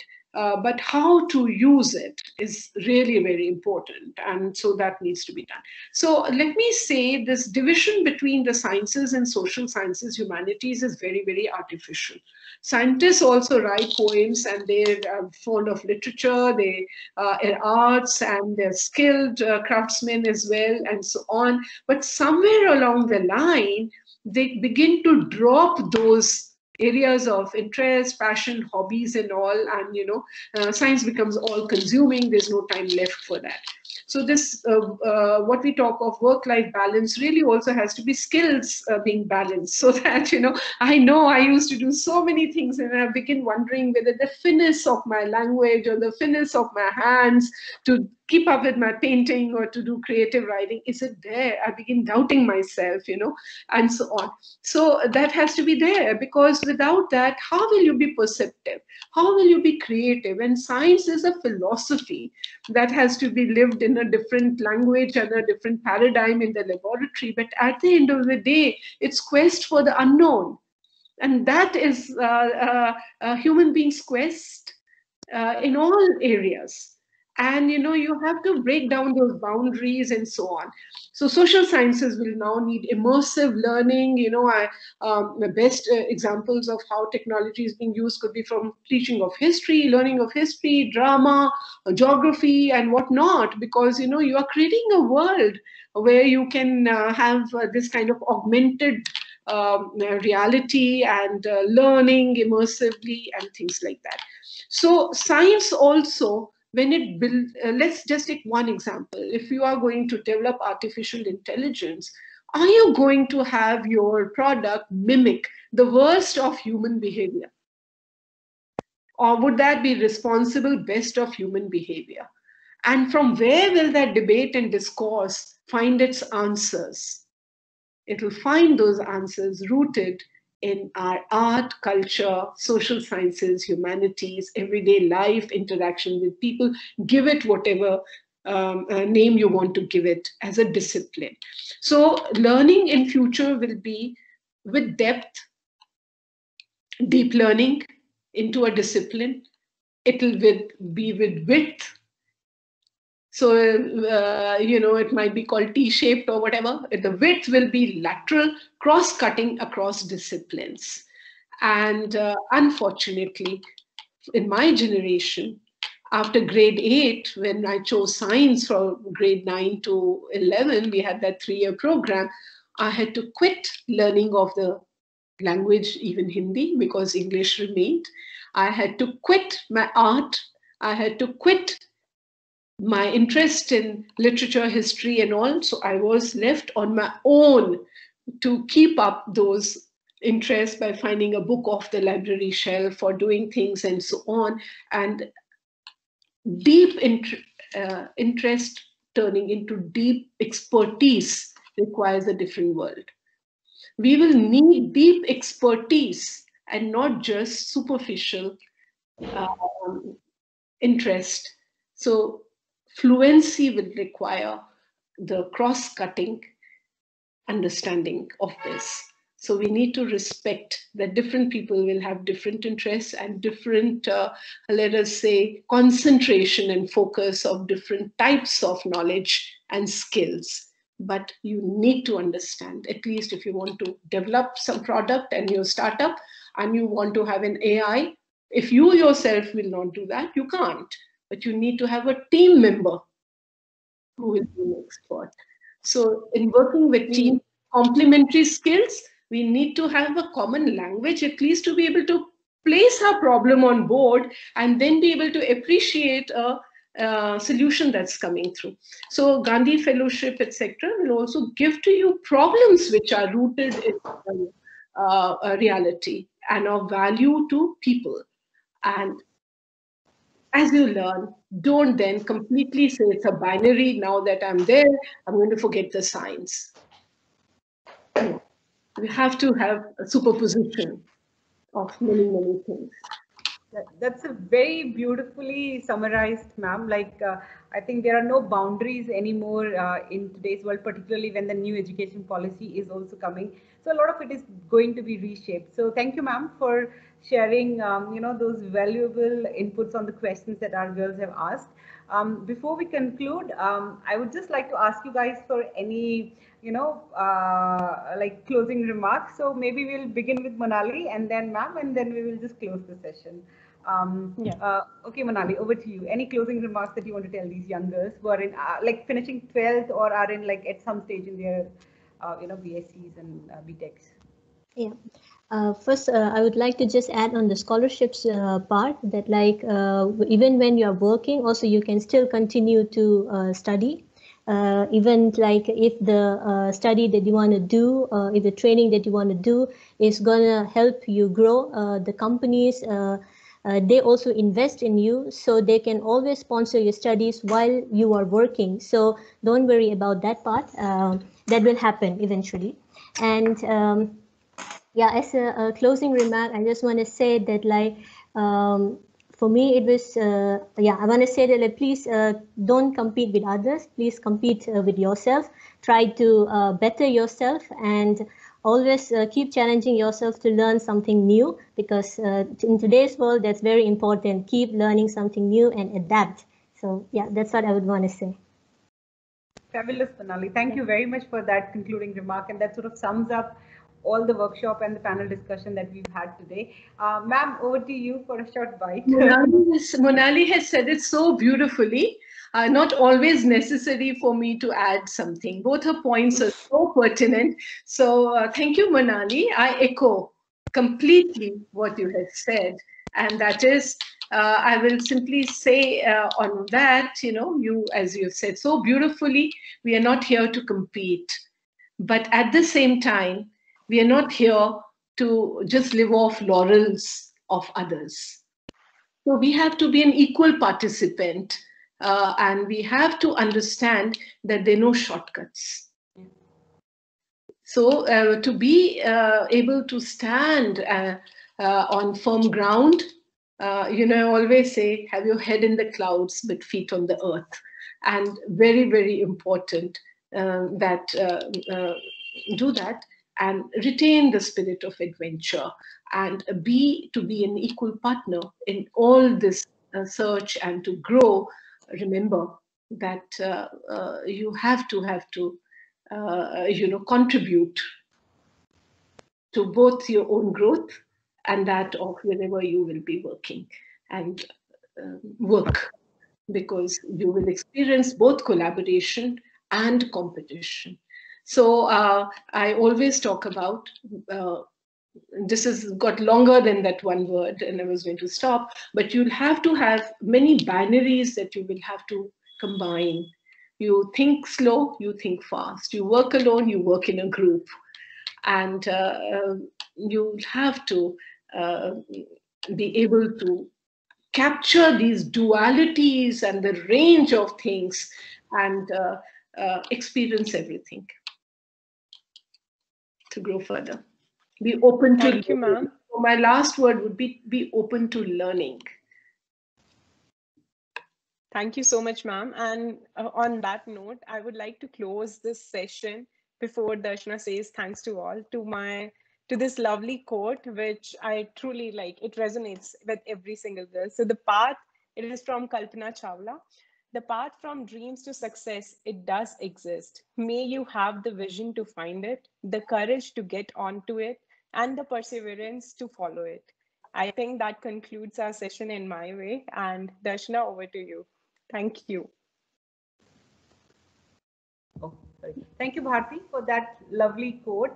This is one of my favorite quotes as well. And she's absolutely one of the women seeing whom on TV inspired me a lot as a young child. So today, I would just, hello, am I? Yeah. So, ma'am, thank you very much, Pratibha, ma'am, for your time, inputs, and like all the encouragement that you've given us today. We are, as an organization, we are extremely blessed to have you on our advisory board and also like giving us the vision in this program to build this further. So thank you very much for joining us in this inaugural batch of Kalpana. And thanks to you, Monali, like really proud of your journey. And it's just so nice to sort of go back and collaborate with people once you shared, academic premises with. And to all our fellows, Monali and I were contemporaries in JNC. She was a year junior to me. And it's been a delight to see how your journey has unfolded. All I want to say to my all girls is that this is a community that we are building and we are going to uplift each other together. Like whether it's me and Bharti moving on, or whether it's Monali or Pratibha ma'am, doing newer things that they are doing, or it is you who are just venturing into the world of your career. So shoot your question. This is your safe space and ask anything that you want to ask us. And thanks a lot again to both our speakers and also Bharti for putting so much effort into this whole program, Kalpana for steering it. We are very proud of you for the leadership and vision that you're bringing into Kalpana. And I'm really, really excited, to be working with you. And I hope the second week of Kalpana, as we have started today, is a great learning experience for you all. And you are able to reflect upon the things that we heard today and the things that we are, going to give you prompts over in the next weeks. Thank you, ma'am, once again. And thank you, Manali, for your time. Thank you. Thank you all. Thank you, Darshana. Yeah. Okay, thanks a lot. Wow. Thanks a lot, everyone. I will leave it to this.